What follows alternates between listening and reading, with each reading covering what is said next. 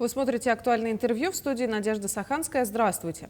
Строительство Байкало-Амурской магистрали стало общенародным делом всей страны. В этом проекте были задействованы около 2 миллионов человек. И для многих из них строительство БАМа, а затем и работа на магистрали стали делом всей жизни и, безусловно, подвигом. Что такое БАМ для причастных к нему поколений, мы сегодня и поговорим с гостем студии Александром Дудниковым, руководителем проекта акционерной компании «Железные дороги Якутии», заместителем руководителя Якутского регионального отделения общественной организации «БАМовское содружество». Александр Николаевич, здравствуйте. Здравствуйте. В этом году ознаменовали 50-летие с начала строительства Байкало-Амурской магистрали. По всей стране прошли мероприятия по чествованию ветеранов БАМа. Что такое БАМ лично для вас и вашего поколения? Значит, указом президента были определены сроки празднования, 8 июля 2024 года. Указ вышел в 2023 году. И мы очень благодарны Владимиру Владимировичу за это. Значит, указ подхватили все регионы, через которые проходил БАМ, в том числе и Якутия. Вот, мы к этому готовились и проводили, и, в общем-то, можно сказать, что охватили всех ветеранов. Для ветеранов это было большим подарком судьбы, потому что им сейчас всем в большинстве за 70, за 80 лет, и, конечно, такое внимание со стороны государства, общественных организаций, административных единиц, конечно, было, слез мы за эти праздники насмотрелись очень много, благодарных слез, в первую очередь. А если говорить, что такое БАМ для меня – это вся жизнь, и... Понимаете, тогда было немножко, с одной стороны, легче, с другой стороны, сложнее, потому что я не говорю, что тогда было лучше, чем сейчас. Сейчас свои приоритеты, свои герои. Но, скажем, тогда в программу литературы и русского языка входил роман Островского «Как закалялась сталь». И все люди молодого возраста, и комсомольцы, и не комсомольцы, знали прекрасно слова, которые там звучали. Что человеку жизнь дается один раз, и прожить ее нужно так, чтобы не было мучительно больно за бесцельно прожитые годы. Вот видите, и вы даже помните эти слова, потому что они действительно определяют. А для нас БАМ явился, он у меня совпал и профессионально. У нас на третьем курсе института был объявлен конкурс на прием студентов в группу инженеров подготовки для БАМа. То есть нам читали потом специальные курсы, мы проходили отбор. То есть тогда уже начиналось такое целеполагание. То есть у меня появлялась цель в жизни. Но еще раньше мы были в стройотряде несколько раз, значит, и там получили закалку соответствующую, с севером, и трудовыми навыками. А тут еще такая возможность, значит, показать себя, испытать себя. И, конечно, первое, что это цель жизни, цель оправданная, цель, которая сошлась с интересами личности и государства. Это очень здорово. Вот если молодые люди сейчас будут искать для себя цель в жизни, то не надо ее обуславливать границами своих, так сказать, личных интересов, а надо именно соотносить эту цель с интересами государства. Тогда у вас все в жизни получится. Вот для меня это было так. И как награда в дальнейшем я специально принес, есть такое приглашение на укладку золотого звена в 1984 году. То есть я был приглашен, я там участвовал в этом историческом событии. Потом нам дали, значит, свидетельство участников строительства БАМа. Это такой документ. Понятно, что он он 1984 года, он дорогого стоит. И еще один момент хочу показать. Это в подтверждение моих слов о цели в жизни. Выпускался такой боевой листок на БАМе в период стыковки. И здесь, в этом боевом листке как раз уложено, что механизаторы 158-й мехколонны ни разу не задерживали укладку, не задержите ее и теперь. И здесь я тоже на фотографии присутствую. Мне 29 лет, и я отвечаю, в том числе вместе с этими руководителями, за стыковку БАМа, чтобы вовремя пропустить укладку и все остальное. Конечно, так, может быть, я немножко сейчас высокопарно выражаюсь, и мы так тогда не считали, мы просто выполняли и старались сделать как лучше. Понимаете, и эта закалка бамовская, она осталась на всю жизнь, мы ее потом в полном объеме применили на строительстве Амуро-Якутской железной дороги, и коллеги мои, которые были со мной, а для нас коллеги это от рабочего монтера путей, механизатора до генеральных директоров, мы все коллеги, мы все друзья.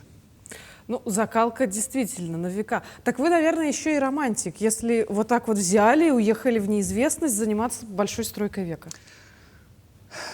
Я думаю, что я не один романтик. Понимаете? И в подтверждение ваших слов скажу, что мы и участвовали раньше, когда был знаменитый фестиваль бардовской песни в Тынде, там Дин Рид приезжал, так сказать, прочее, он очень был популярный. Потом он прекратил свою работу, его подхватил начальник станции Беркатит Лешко Виктор Иванович, мы ему очень благодарны.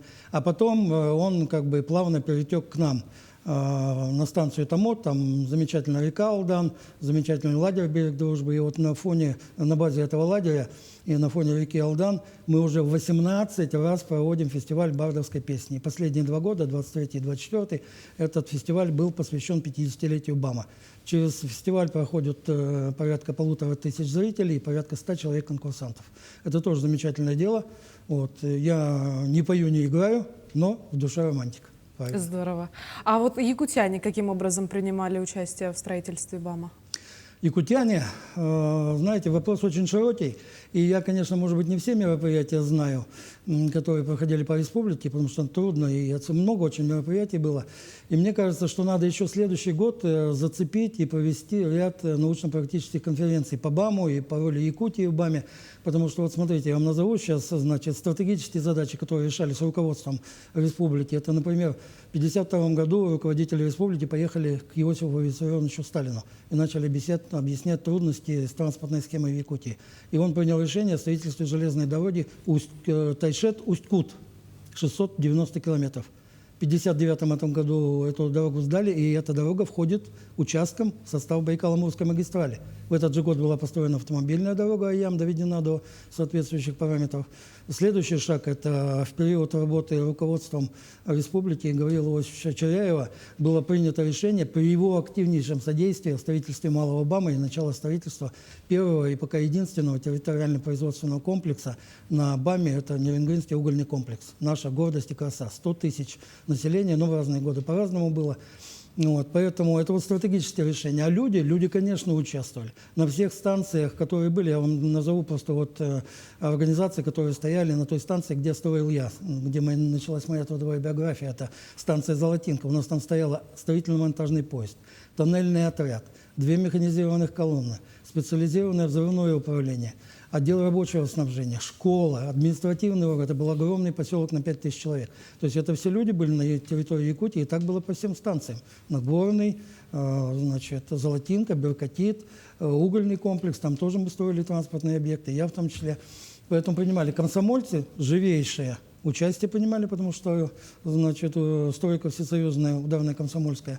Это был головной комсомольский отряд, который, по-моему, 21 мая 1974 года отправил своих посланцев.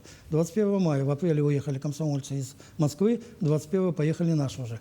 Потом были еще 2 отряда, это якутский комсомолец и юность Якутии, и ребята принимали участие. И вот я всегда говорю о традициях. Потом эти традиции плавно перешли на АЯМ. И когда у нас были трудности с рубкой просеки уже на АЯМе в 1988 году, значит, руководством Республиканской комсомольской организации было принято решение к 70-летию ВЛКСМ 70 километров просеки. И поехали ребята со всех районов республики. Они сделали эту задачу. Они очень сильно поддержали производство. Конечно, они были трудоустроены, получили зарплату, но важно то, что они в нужный момент поддержали и сняли серьезное напряжение в этом вопросе. Поэтому якутяне – это активнейшие участники БАМа. И Якутск, тем более Якутия, получила единственный территориальный производственный комплекс. И в те годы, когда БАМ сдался, Якут-Уголь давал самую мощную загрузку для транспорта. Порядка 12 миллионов тонн угля, насколько я помню. Это здорово, это все дело рук Якутии, руководителей и простых людей. Но ведь было же и такое, когда говорили, что БАМ – это дорога в никуда. Как вы считаете, сейчас нужна эта дорога и какую роль она занимает? Вы знаете, я в то время, когда эти фразочки начали появляться, я очень злился на них. А сейчас я даже благодарен, потому что, знаете, когда от неприятия к полному восприятию идет такой, амплитуда очень большая, и сейчас все стали сторонниками БАМа, это здорово. А в тот момент, когда вот это вот первый раз начали звучать, ну это все, скажем так, заказные статьи, ну, не очень информированных журналистов, я бы так сказал. Я даже не буду их обвинять в отсутствии патриотизма или еще чего-то. И когда мы на эту тему обменивались мнениями с героем социалистического труда Бондарем Александром Васильевичем, мы вместе работали на линии Улак-Эльга, значит, он очень больно переживал вот эти вот, потому что он один из участников «Золотой стыковки», он шел с запада, Варшавский Иван Николаевич, тоже герой соцтруда, шел с востока. И они вот обеспечили эту стыковку фактическую на Балбухте, праздничную на Куанде. Я вот с ним рассказывал, и тогда вот, вернее, беседовал, и тогда вот в этой беседе у нас появился ответ на эту фразу такой: те, кто говорят «дорога в никуда», это люди ниоткуда, без родины, чести и флага. Все, по-другому я как бы не могу сказать. Сегодня БАМ востребован, уже заканчивается БАМ-2. БАМ, он хорош, он со всех сторон хорош, он со всех. Надо изучать. Вот я поэтому говорю, нужны научно-практические конференции. Они бы помогли и людям, принимающим государственные решения, посмотреть по-иному на многие задачи. Потому что вот я вам сейчас просто приведу, ну, так, скажем, один пример, вернее, два. Давайте. Первое, БАМ проектировался на западном участке, это так визуально от Тынды и на запад, в сторону Усть-Кута, к Байкалу. Он там проектировался, земполотно под 2 пути и опоры мостов под 2 пути. Понятно, да? А укладывался один путь. Да. А обратно было земполотно и все. И сейчас российские железные дороги, конечно, это тоже задача серьезная, но они идут уже по готовому земполотну и по готовым опорам. То есть для них задача облегчилась. То есть тогда уже государственные, кто составлял техническое задание на проектирование, не подумали, эти государственные люди, что потом понадобится срочно вот это вот дело. И сегодня они, в общем-то, все это дело притворяют, и пропускная способность БАМа растет на глазах. Понимаете, то есть такая перспективная вещь. И еще одну вещь подчеркну, может быть, она немножко такого бытового характера, но она тоже имеет задачу такого государственного характера. Это то, как мы жили на БАМе. Вот как мы жили на БАМе. А мы на БАМе жили так. Вот Читинский участок. Мы с Якутии, мы закончили свои задачи, нас передислоцировали на Читинский участок. То есть это участок, где шла золотая стыковка. Там было очень напряжено, значит, мы там были востребованы. И 3 года трудились, в общем-то, без выходных, с утра и до ночи. Вот. Но как мы трудились? Мы приехали туда просекой, мы вырубили просеку, площадки, мы отсыпали площадки, возвели дома, построили школу, клуб, больницу, детский сад, все. У нас там семьи, у нас дети. Я утром в 7 утра пошел на работу, я ушел из семьи, вечером в 12 ночи я вернулся в семью. А сейчас как? А сейчас вахтой на 2 месяца. Человек на 2 месяца уехал из семьи и работает. Это совершенно другие вещи.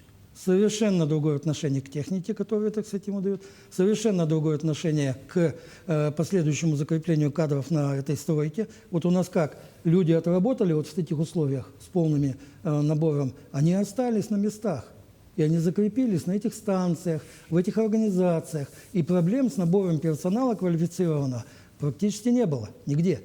И сегодня вот по нашей линии тоже бамовцы составили костяк акционерной компании «Железные дороги Якутии». Именно потому, что мы жили на линии и строили линию. Мы привыкли к условиям, у нас выросли дети, все передружились, понимаете, и не мыслили других, так сказать, регионов для жизни.